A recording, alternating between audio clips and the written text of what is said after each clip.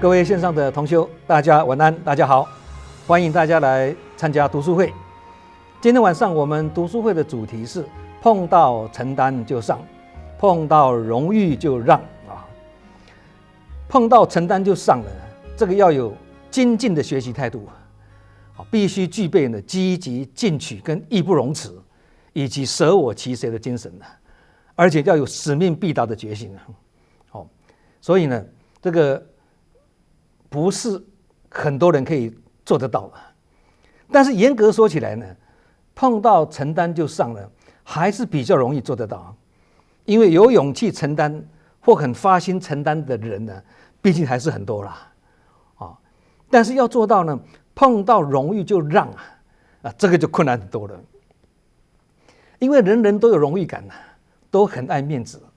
那面子就是一种我相是人皆有之我嘛那能做到精进承担已经很不容易了。那要他急流勇退，见好就收，或者说成功不必在我了或是把荣誉让给别人了，那这个就要经过很大的考验了能够做得到的人就不多了啦。那孔子就是很赞叹这种成人之美的身退之道，让给你的这种谦让这种之道尤其呢，叔齐啦、伯夷啦、泰伯啦这几位古人呢，他们视荣华富贵如浮云更让孔子赞叹有加认为这是中华文化谦虚礼让的精神那伯夷叔齐呢，更有不念旧恶的美德有人对不起他的过去就算了啦他不会计较，也不会怀恨在心，所以跟别人的仇怨都没有了，而坏人也渐渐的被他们这种涵养呢所感化那其实这个道理其实孔子的意思不是鼓励人们鼓励我们不要承担重任或承接责任，不是这个意思，而是说呢，你有才干的话呢，就好好把握机会呢，发挥良能跟功能而一旦有了一番的好作为或事情成功之后呢就要懂得谦虚礼让而不居功这个是重点的。其实这也是一种境界很高的人生哲理的。有一次一位承担志工组长的工作的这位志工很久的志工因为做到起烦恼心而向正言上人请辞组长的职位那上人的关机斗教呢，就跟他说修行路上做累了就要辞职，你向我辞职，那我要向谁辞职呢？并且说我没有叫你下来，你就不要下来等你做到不想下来，我就会请你下来这句话也充满禅机那做到不想下来，那就代表是什么？练剑之位了这个时候就要教你功成身退，放下。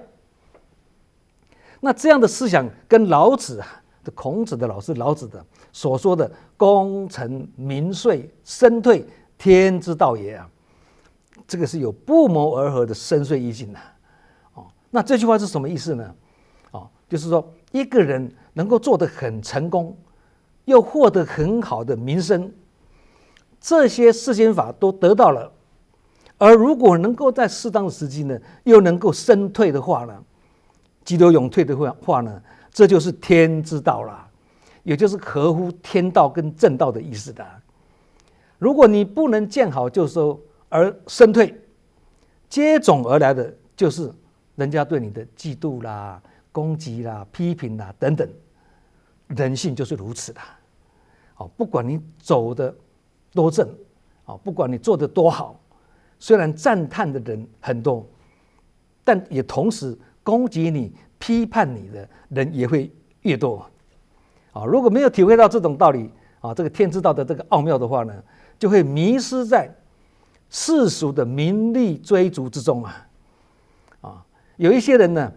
一旦有了钱或发达之后呢，就会表现出很傲慢的态度控制欲很强最后发现呢，自己穷的除了钱之外呢，什么都没有。那也许有人会觉得说人生如果都不逐梦的话，那这样的人生态度好像不够积极其实我们刚刚这样讲的呢，都是人生的历练呐，需要自己去慢慢体会，才会有所通透啊。那老子提出他这种珍贵的人生哲理来跟我们分享呢，就是希望大家不要重蹈覆辙，希望不要走冤枉路啦。其实人生有很多失败都是可以预先避免的，但条件是必须有正确的观念，这个是先决条件。那有一点的补充说明很重要哦。功成名遂，身退天之道也。这句话如果没有好好的解释，而把它错解的话呢，变成是一些人拿它来当做隐退的借口了，或当做菩萨道上呢退转的一个借口了，甚至把它当做什么我明哲保身的一句话，那这样就误解这句话的意思了。其实老子讲身退，这个身不是指身体而已也是指身份，也就是指自己身上的名利、地位、头衔等等这是身不只是身体，身份也是那身退这个退呢，是指放到后面的意思，但是不是叫你退出或离开是退居第二线或退到后面，不是叫你离开而是叫你扮演承先启后的桥梁的角色，也就是经验传承的角色了。其实正言上人也是这样子的思想那这样子的思想才是老子所说的天之道所以身退不是叫你退转退出，不是这个意思天之道所讲的身退是强调把自己的位置呢放到后面或者放到旁边去，风光上台的事情就让给别人，也就是呢碰到容易就让，是谦让别人但没有代表说丢下世间事不管离开人群没有，还是持续从旁陪伴，在后面呢继续关心然而一旦因缘来了或事情来了，还是一样当仁不让不是说我身退的不管事情的，不是这样子事情来了还是当仁不让还是一样碰到承担就上义不容辞，没有缺席这样才是到位的解释。那理解这样的道理之后呢，我们才不会误解，以为老子或者孔子也好，这有些话好像听起来是很消极避世，不是这样子所以必须严格扣紧天之道来解读跟阐述，才不会错解真实意义那经营企业也是这样，有的企业家呢把企业经营得很成功之后呢，他就会功成身退举个例子来讲好像在日本的稻盛和夫先生就是这样子各位可能都有听过这个人很出名的一位成功的企业家，日本的他去年已经往生了2022年8月往生的往生的时候好像是90岁的样子那2010年1月呢具有国营背景的这个日本航空向东京法院呢申请破产保护在政府的三顾茅庐之下呢，这个稻盛和夫以78岁的高龄，那个时候78岁呢，来出任日航的董事长他本来是婉拒了，但是政府呢三顾茅庐，一直游说他他看到说好，那这是一个义不容辞的责任他扛起来了那去重整了问题重重的日航只花3年的时间呢就让那日本航空公司呢起死回生2013年的3月，他立即呢功成身退，见好就收，他辞去董事长的这个职务完全退出经营的前线那他自己有创办2个世界500大的企业，也是非常成功但是他没有为自己的名利考虑，而把自己所有的股份全部捐给员工跟员工分享把个人的利益呢放到员工的后面，他的身退不是拿一笔钱就走了，不是，他是退到员工的后面，然后把所赚的钱跟员工分享，而不是据为己有了这才是真正的功成身退了这是一个很好的例子那其实修行团体呢也是一样的道理的，知道你有才干，你有才华，而赋予你重任希望你把握机会，勇敢承担。等到承担到大有为的时候呢，也成功的时候呢，自己就要怎么懂得识时务、顺因缘在关键时刻呢，功成身退，急流勇退。不过要强调一点呢，刚刚讲的功成身退不是叫你不做事情或道心停退反正离开了嘛，身退了嘛，心也退了，不是不是，也不是身份跟头衔的不进则退，而是法脉传承世代交替承先启后，成就别人这个是扮演桥梁的角色，还是很重要没有桥梁，前后左右不通所以桥梁很重要但即使很重要呢，也不能说自己很自身很重要还是缩小自己，收敛常行行事低调这就是我们过去常常提到的韬光养晦的修行境界证严上人曾经开示不是把工作丢给别人叫做传承也不是只有放下跟传承就好，还要栽培人才承先启后就是栽培人才嘛而且上人的继续幽默的说法脉传承不能中空，中空就会空穴来风也就是血液不通这样呢就会中风很幽默了那上人更进一步提醒虽然有法入心但是碰到一点挫折障碍就想停退这样就是没有法入行上人也曾经在一段很精辟的开示呢提到了有一种人很了不起不但法入心，自己也做得很欢喜没烦恼，能这样虽然不简单但这样的程度也只是个小圣而已啦。必须把自己很喜欢也没烦恼的这个妙法呢，也传承给同行的人，让同行的法亲、同行的志工也跟你一样做得很欢喜没烦恼。能够这样做才是大圣的佛法啦。简单讲就是不止自度，还要度他，不止自觉，还要觉他的意思的。大圣的佛法的精神是这样的嘛？那上人也曾经开示哎呀，我每次身体下滑一次，我记得上次有讲过一次我每次身体下滑一次就担心一次那担心什么呢？哎呀，有一些志工很会做好事，做好人，也很乐于配合，但是缺少主动承担的精神好不容易既然承担了，却又缺少责任跟使命好不容易有了责任跟使命后面这句话是关键的，却又不照我的意思去做。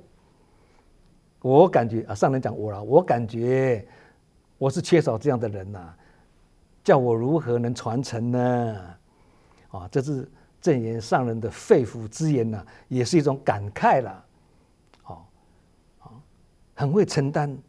也很有责任，也很有使命，但却不照我的意思去做，却不照上人意思去做。这句话这是关键的。从这句话里面呢，我们可以深刻理解一个道理的，只是碰到承担就上还不足啦。虽然是很不简单，但是还不够，因为承担只是第一步而已嘛。就像好像说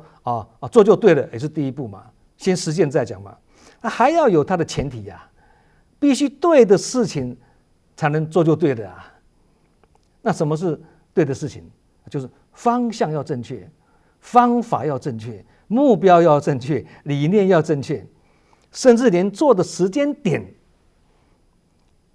跟地点也要正确如果不是这样的话没有天时地利人和，那很可能做就错了所以要让一件事情做得很成功人缘、时缘、地缘都很重要。刚才讲的天时地利人和天时就是时缘地利就是地缘人和就是人缘一个配一个，配得刚刚好，道道相通很奥妙主动承担或工作认真，讲的是一种态度，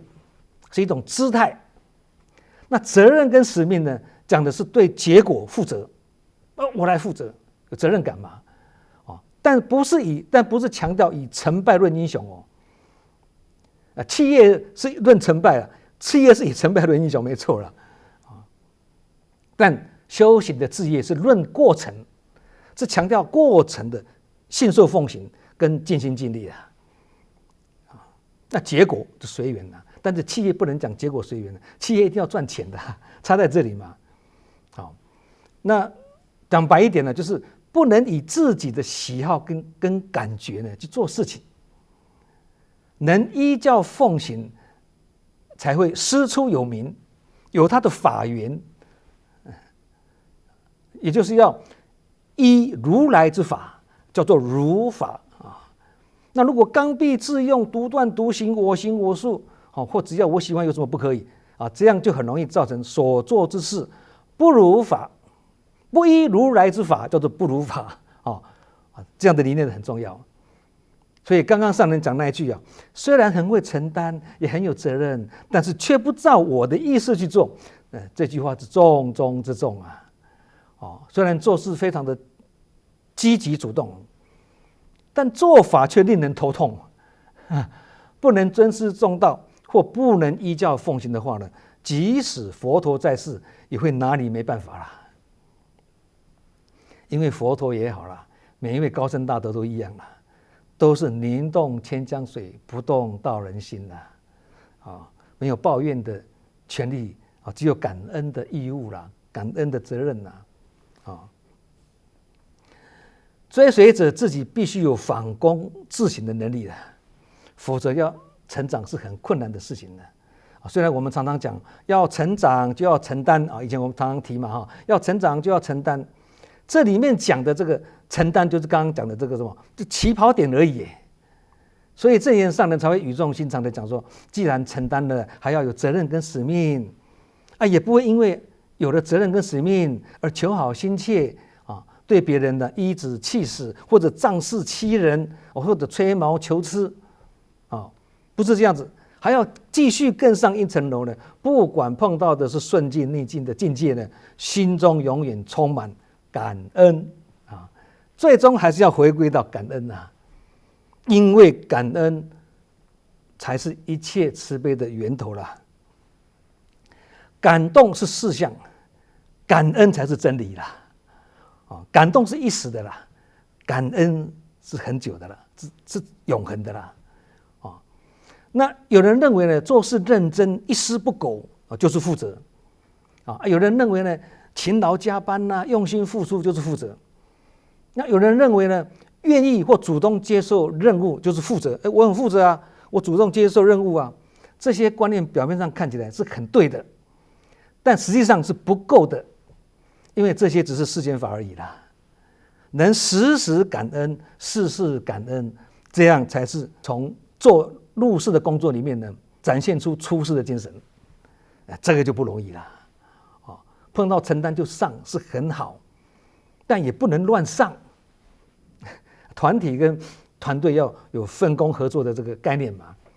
也要有人事其职、人尽其才的思维嘛，这是很基本的行政概念跟行事概念的。我以前呢曾经去参加海外一个据点的大活动那许多来自不同国家的负责人呢都被邀请一起去共襄盛举那这个据点呢规模还是蛮大，已经到一个分会的规模了。那志工也很多但我却发现这个负责人在海外贵宾那些负责人莅临的时候呢，他不是代表据点来接待大家他是在厨房里面做削马铃薯的工作，这个就令人百思不解对虽然削马铃薯也是一个放下身段的工作，没有错了但是这个时候你负责人要出来接待这些海外来的贵宾嘛，这是用礼貌嘛，对。那有时候呢，我们也会看到，为了举办一个大型活动的启用仪式或办个大型的营队也好，活动的前几天呢，志工们不眠不休甚至通宵达旦赶工的做了好几天的筹备工作，造成活动当天呢，很多志工已经是精疲力竭啊。其实这个对修行团体强调规律的生活作息是互相违背的，这不是好现象啊。一个大型活动的举办都是早就定案、早就有计划的事情了，不能够提早进行嘛，一定要到最后几天让志工们忙到人仰马翻啊！听起来是很令人感动啦，其实是有待商榷的。严格说起来，这也是一种勇有余谋不足啦。虽然能够勇敢承担啦，但谋略不足啦，也就是美中不足啦，信心、毅力、勇气不具足的人呢，比较容易逃避承担呢，或贪图安逸的人也是比较不愿意承担呢，因为他不愿意让工作捆绑他，感觉自己好像失去自由了啊，这个是凡夫的心态是这样子的。但是有一个事实就是，比较会承担的人呢，就会有更多学习的机会，学习的越多，经验就越丰富，经验越丰富，能力就越提升，能力一旦提升，信心就越坚强，信心越坚强就越有勇气去承担，这是一个连锁效应，也是一个善的循环。相反的，比较不敢承担的人就没有学习的机会，学习的越少，经验越不足，经验越不足，能力就越不能提升，能力无法提升，也会影响到做任何事都会没有信心，信心不够就越不敢承担，即使机会来了，他看到的是机会后面的困难，这个就是信心不足，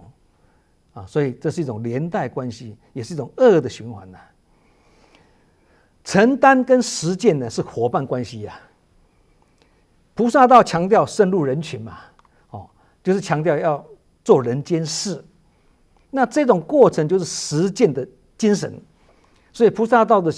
中心思想是，不是要做佛理的理论家或思想家，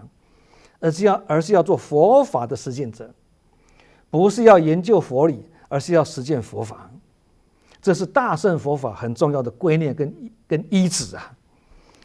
所以要实践佛法，就要把握因缘，把握当下，因为实践也要有实践的因缘呐。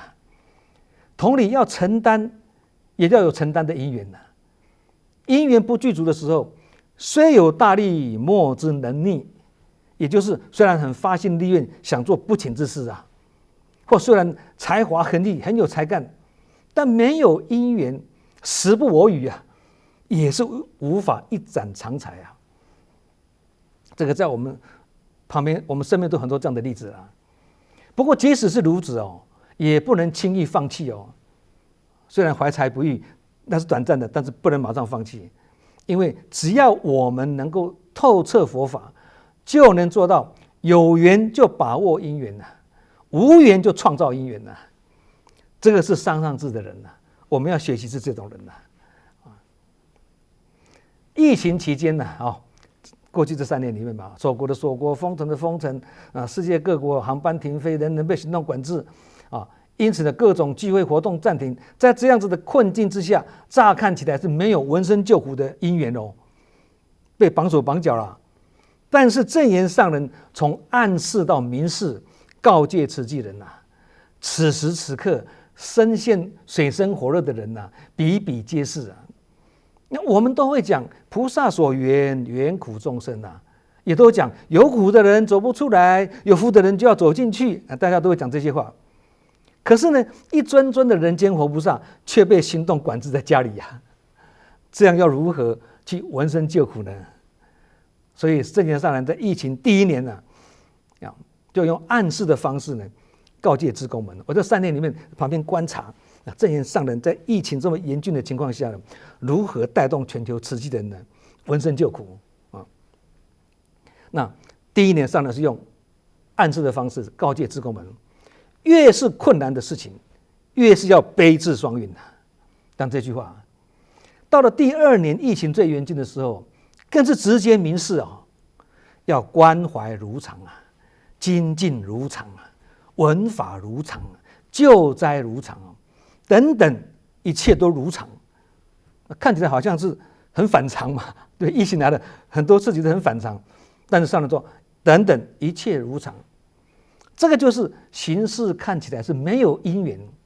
但观世音菩萨的使命就是要救苦救难，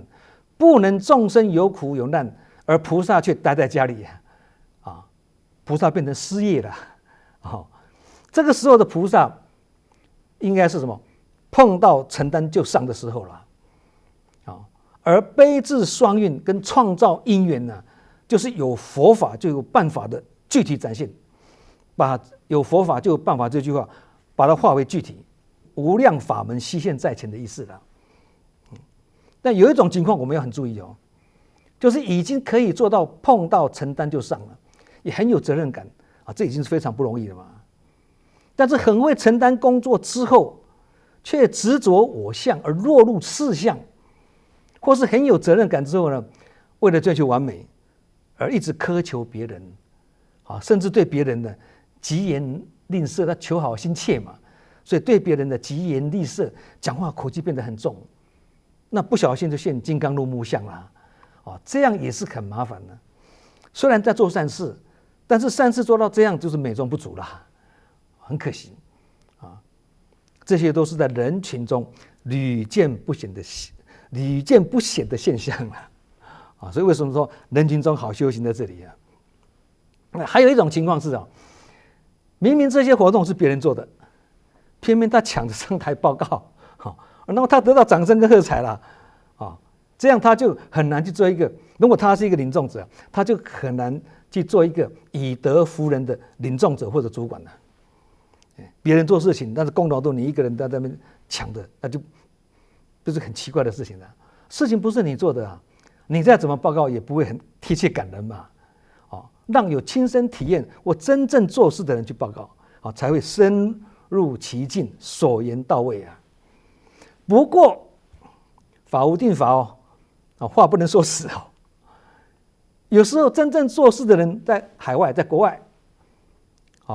而且是做事情来自许多不同的国家那不可能叫大家都千里迢迢为了一个活动大家舟车劳顿的回来台湾向上人报告。这个时候就有相关的行政人员、行政同仁的汇整每个国家的资料，在会议中呢代为各国向上人做出报告。那这是另外一种情况了这是理所当然的事情了所以也要看情形的不是死板板的以前我们有分享过一句话，叫做法没有高低上下之分，但是有先后的顺序先小后大，先浅后深深入浅出这个次第就是按部就班的意思了。慈济的4大职业，慈善、医疗、教育、人文，再加上国际赈灾、资源回收、骨髓捐赠、社区志工，合起来就是一般我们讲的8大法印嘛。这些都是属于世间法，都是一步一步顺着因缘循序渐进去开展出来的，所以都是方便法。其实也不止以上这个8大法印你说访贫义诊义演义唱义卖社教助学金发放，地震后的围楼修缮，疫情期间的纾困发放甚至连数不清的各种的大大小小的会议等等，这些都是方便全教了，都是方便法了，一个过程而已啦。广开方便门，让不同根基的人能够依他的根基呢，随性随喜随缘，从不同的角度来投入所以都是方便门。但是方便有多门归元无二路无二路就是殊途同归，同一条路。这条路就是什么？真实之路就是开权显实的实，因为真实之路嘛真实嘛开权显实的实，跟返璞归真的真两个加起来叫做真实方便中蕴藏的真实这就是我们常常讲的真实法，也叫做什么真实义如来真实义是这个意思嘛所以才说法门虽多，不离全实，全实之外别无他法。意思就是说佛法不管是什么法门说穿了就是方便法跟真实法两个，全跟实。以慈济来讲，就是法脉跟宗门就是这么简单。那做志工是一种承担。然而做志工要来承担工作呢，也是要君子务本啊。什么意思啊？要了解自己的本分、本事跟能耐啊，自己有几斤几两，能耐有多大，也是要有自知之明啊，才不会造成孔子所讲的什么德薄而位尊呐，智小而谋大，力小而任重，险不及夷啊。这句话我们曾经也提过，险不及夷的意思就是说，不但不能把事情做好，甚至还会拖垮自己的，不自量力的意思了。虽然发大愿有时候也是不自量力的，对不对？明明我做不到，但是我发很大的愿，那这情况不一样哦，还是要不离务实不能开空头支票的意思了先依自己的能耐，尽到自己的本分，这样才是有本事的人呐。这就是脚踏实地的务实主义啊。其实上人也是做事还是很务实的，虽然他发很大的愿但是是这个从大处是着眼，但是从小处去着手，很务实的。那古圣先贤也都是先做到自己的修身才能继续做到齐家治国平天下嘛。其实这也是符合我们刚刚前面所讲的循序渐进的意思的跟佛法讲因缘重次第的精神呢是不谋而合的啦。先做到充实自己，也提升自己，才有可能继续发大心立大愿，否则就会草率发愿，没有虔诚发愿，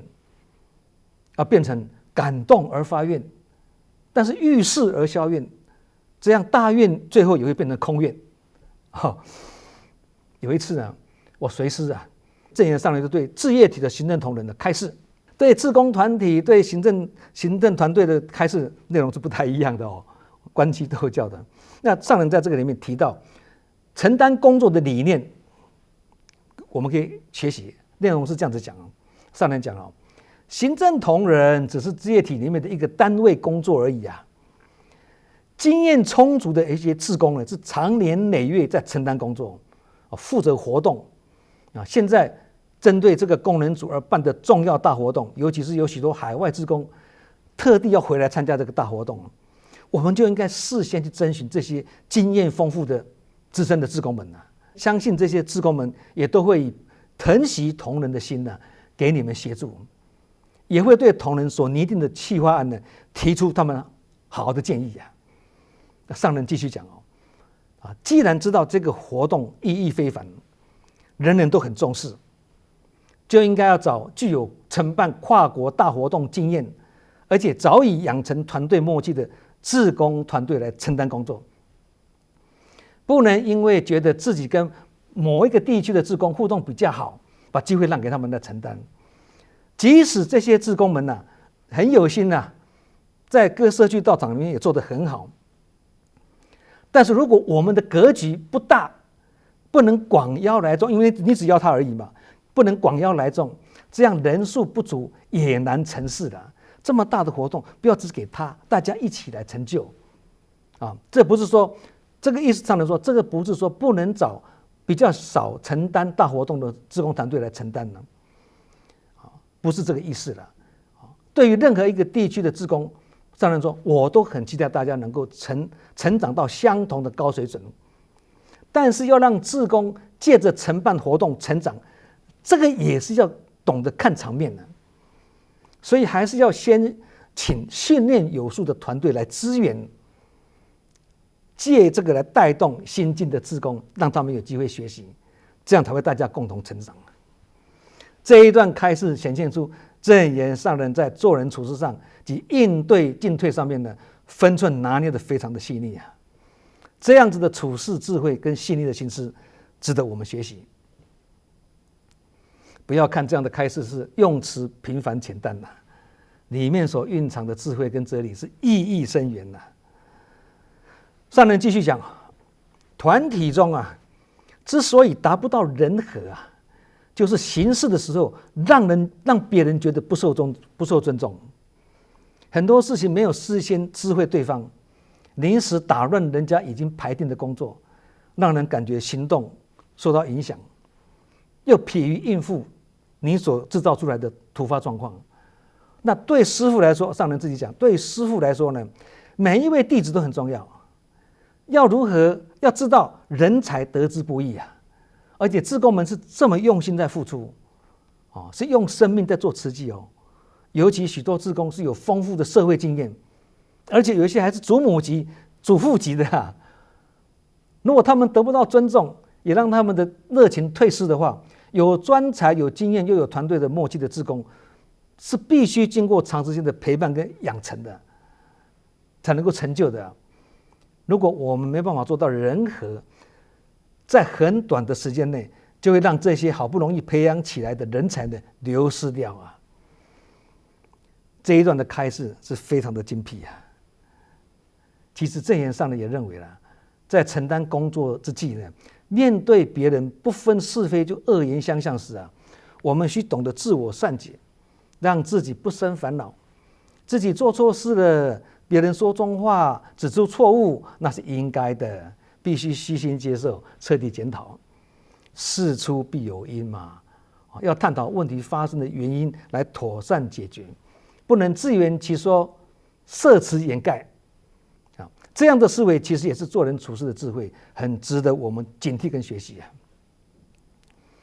总而言之啦，做事高调就是碰到承担就上，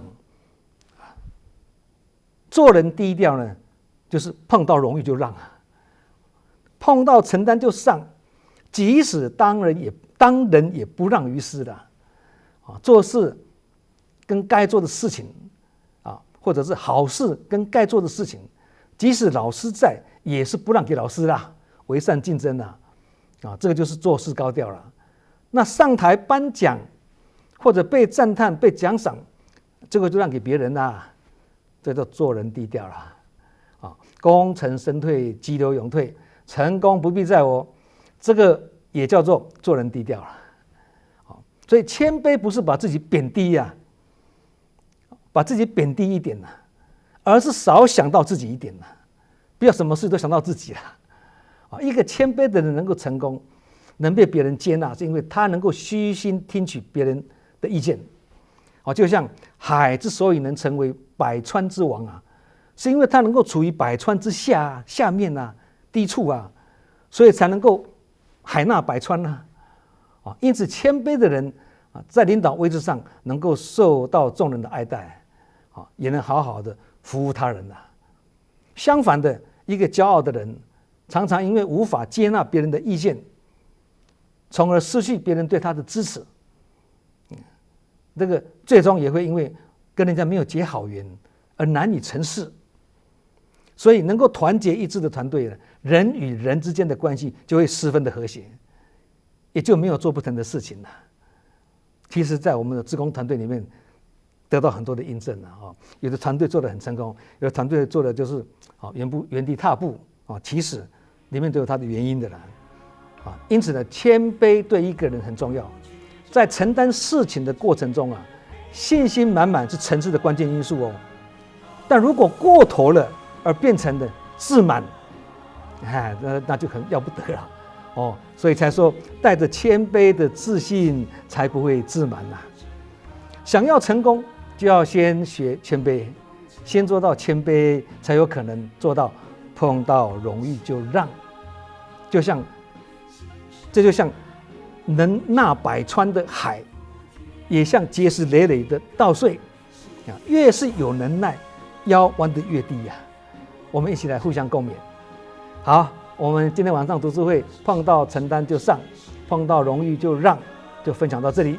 希望大家都能够法喜充满，福慧双修。祝福大家，也感恩大家。我们下周同一时间再见。